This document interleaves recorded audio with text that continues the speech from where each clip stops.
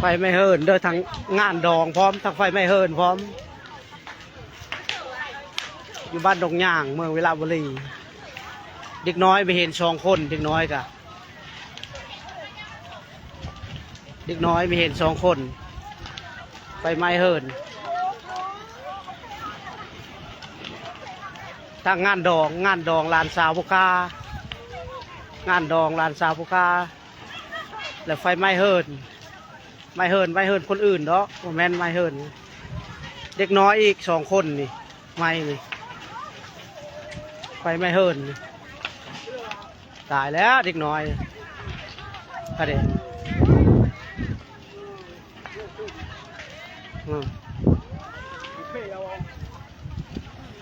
เป็นไม่เฮินบ้านดงย่าง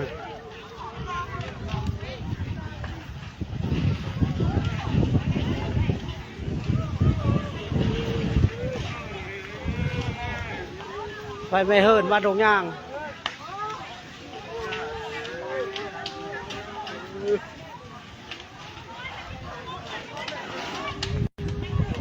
เด็กน้อยไฟไหม้อ่ะ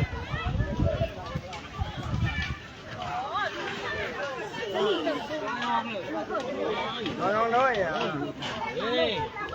ทำไปไม่ได้นี่ดีใจมันเจ็บใจดูน้ำผู้เจ้าไปคนกระดาษปลาตัวนี้อยู่นู่นเขานี่แล้วมันจะเกิดเป็นน่ะบอกพี่น้อยอยู่ในอู่บ่เนี่ยมันอู้เขานอนรับอยู่อู้นอนรับอู่ผัดผู้ใหญ่ไปเบิดผู้ใหญ่ไปเบิดอ้าวแจงในบ้านเขาเลิกแจงที่แล้วเหรอดิ้งน้อยนอนอู่ผัดผู้ใหญ่ไปป้าเบิดผู้ใหญ่ไปป่าเบิดไปดองเนี่ยไปเลยจะเอาไปเข้าอยู่นี่จะไหนเราเอาเข้าลงไปให้บอกจะปีเนี่ยโยมันก็3 ปีคนนี้2 ปี2 ปีปลายคนนี้ไวเบิดเอาล็อกเป็นแล้วตัวนี้ลูกอะไรตัวนี้ไฟไหม้ไหม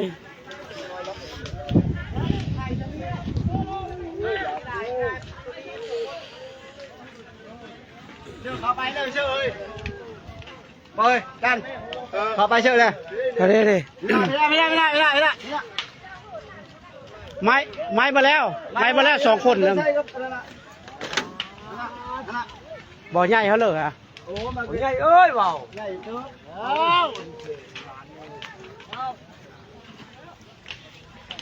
ไฟไหม้ทั้งคนพร้อมตัวน้อยตัวใหญ่แล้วผู้จักไม้ไฟไหม้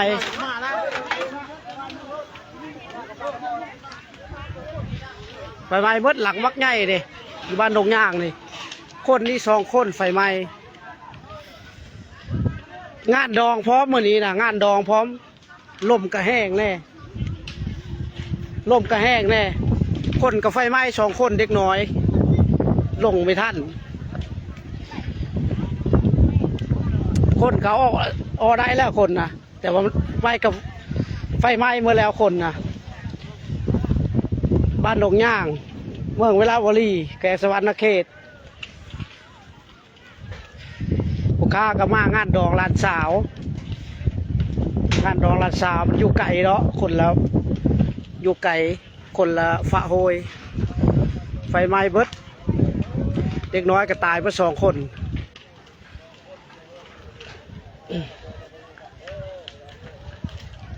ได้เลยเนาะได้เล็กน้อยก็ตายเลยเอาอะไรเลยมึงไปเบิ่งเลยไหมก็เดี๋ยวโอ้ให้เขาเลยกาเบิ่งแล้วสำลิงจี้แล้วไหม้มาแล้ว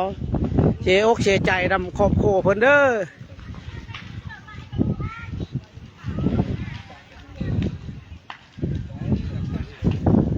จักเป็นไฟฟ้าเนาะจักเป็นย้อนไฟเฮิร์นยังมีจักเด้อนี่เด้อไฟเขาเปิดตู้นี่ดับไฟกระดับหมดแล้วเด็กน้อยนะเคออกแล้วเดี๋ยวเบิดเฮิร์นหลังบักไง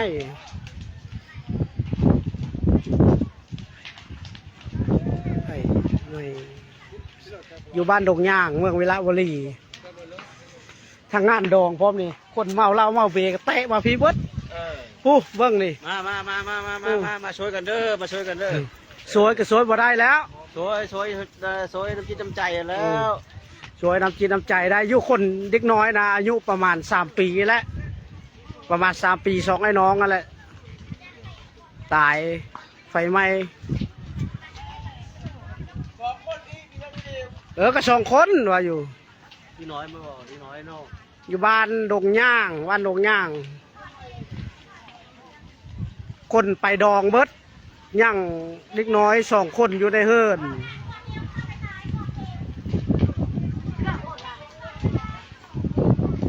ฮะเด้ตัวก็ไม่เบิ่งแล้วผู้นาเขาออกแล้ว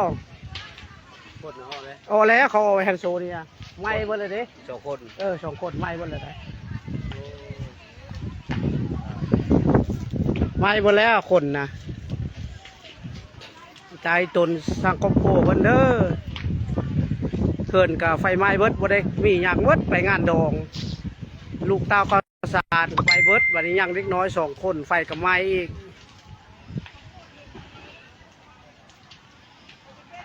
บ้านดงย่างเฮิรนจะฟ้าวโทรเด้อการไลฟ์สดอยู่เด้ออยู่บ้านดงย่าง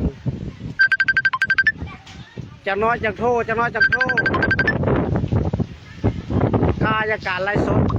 เบิ่งไม้เบิดเด็กน้อยปุ๊บเด็กน้อยก็เจ้าเคออกแล้วเด็กน้อยนะเคออกเบิดแล้วเคออกได้เบิดแล้ว2 คนมันล่ามไปต่อเลยเห็นบอกมันล่ามไปเฮิรนหลังอื่นนี่บอก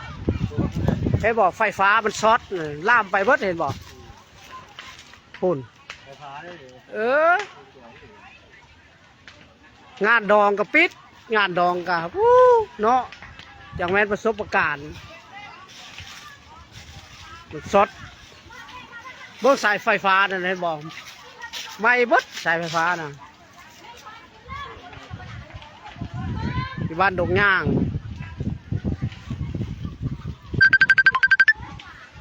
เฮ้ยวันนี้เด็กน้อยเขาก็ก็ไปฟังแล้วเนาะ